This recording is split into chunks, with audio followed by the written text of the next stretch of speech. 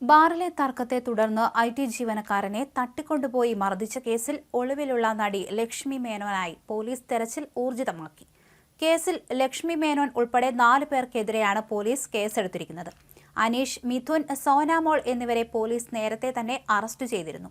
എന്നാൽ പ്രധാന പ്രതികളിൽ ഒരാളായ ലക്ഷ്മി മേനോനെ കണ്ടെത്താൻ സാധിച്ചിട്ടില്ല. ഇപ്പോഴിതാ നടി ലക്ഷ്മി മേനോന്റെ ജീവിതം കൂടുതൽ ശ്രദ്ധിക്കപ്പെടുകയാണ്. തമിഴകത്ത് ശ്രദ്ധേയായ നടിയായിരുന്നു ലക്ഷ്മി മേനോൻ. 2016 മുതൽ അഭിനയരംഗത്ത് നിന്ന് വിട്ടുനിന്നിരുന്ന നടി ചന്ദ്രമുഖി 2 എന്ന ചിത്രത്തിലൂടെയാണ് അടുത്തിടെ തിരിച്ചെത്തിയത്.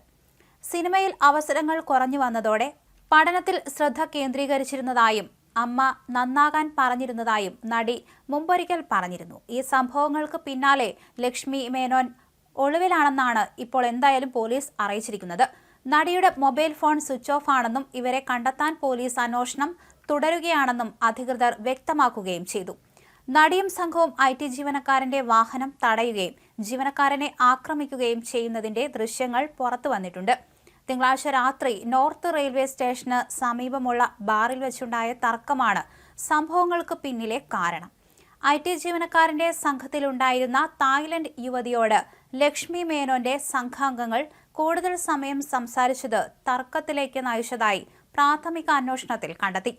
തർക്കത്തെ തുടർന്ന് ഐ.ടി ജീവനക്കാരനും സംഘവും കാറിൽ പുറത്തേക്ക് പോകുമ്പോൾ ലക്ഷ്മി മേനോനും കൂട്ടാളികളും അവരുടെ വാഹനം തടയുകയായിരുന്നു.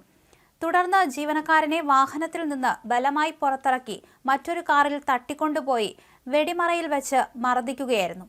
പിന്നീട് പറവൂർ കവലയിൽ ഉപേക്ഷിച്ച ശേഷം പ്രതികൾ കടന്നുകളഞ്ഞു. ലക്ഷ്മി മേനോൻ ആലുവയിൽ ഇറങ്ങിയതിനു ശേഷമായിരുന്നു മർദ്ദനം നടന്നത്.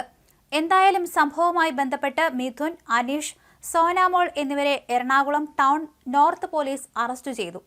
വെലോസിറ്റി ബാറിൽ വെച്ചുണ്ടായ തർക്കമാണ് തട്ടിക്കൊണ്ടുപോകലിലേക്ക് നയിച്ചതെന്നാണ് പ്രാഥമിക അന്വേഷണത്തിൽ കണ്ടെത്തിയത്. തുടർന്നുണ്ടായ വൈരാഗ്യത്തിന്റെ പേരിലാണ് യുവാവിനെ കാറിൽ തട്ടിക്കൊണ്ടുപോയി ക്രൂരമായി മർദ്ദിച്ചത്. അവശനിലയിലായ യുവാവിനെ പറവൂരിലെത്തിച്ച് മർദ്ദിച്ച ശേഷം തോട്ടക്കാട്ടുകരയിൽ ഉപേക്ഷിക്കുകയായിരുന്നു. സദർലാൻഡ് എന്ന സ്ഥാപനത്തിലെ ജീവനക്കാരനായ യുവാവാണ് മർദ്ദനത്തിനിരയായത്. സംഭവം നടക്കുമ്പോൾ ലക്ഷ്മി മേനോൻ സംഭവ സ്ഥലത്തുണ്ടായിരുന്നതായും മദ്യലഹരിയിലായിരുന്നുവെന്നും സൂചനകളുണ്ട്.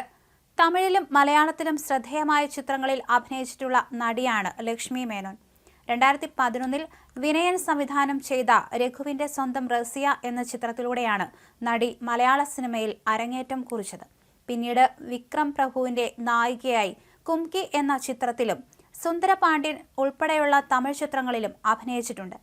അറസ്റ്റിലായ സോനാമോളുടെ പരാതിയിൽ എതിർ സംഘത്തിലുണ്ടായിരുന്ന ഒരാൾക്കെതിരെയും പോലീസ് കേസെടുത്തിട്ടുണ്ട്. സംഭവത്തിൽ 3 പ്രതികളെ റിമാൻഡ് ചെയ്തു. കേസിന്റെ അന്വേഷണം ലക്ഷ്മി മേനോനിലേക്ക് എത്തുമെന്ന സൂചനകളാണുള്ളത്. അതേസമയം നടിയെ കേസിൽ ഉൾപ്പെടുത്താതിരിക്കാൻ സമ്മർദ്ദങ്ങളുണ്ടെന്നും റിപ്പോർട്ടുകളിൽ പറയുന്നുണ്ട്.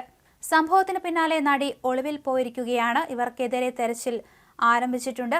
അതേസമയം മറ്റ് പ്രതികളെ കൂടുതൽ ചോദ്യം ചെയ്യുകയാണ് പോലീസ്.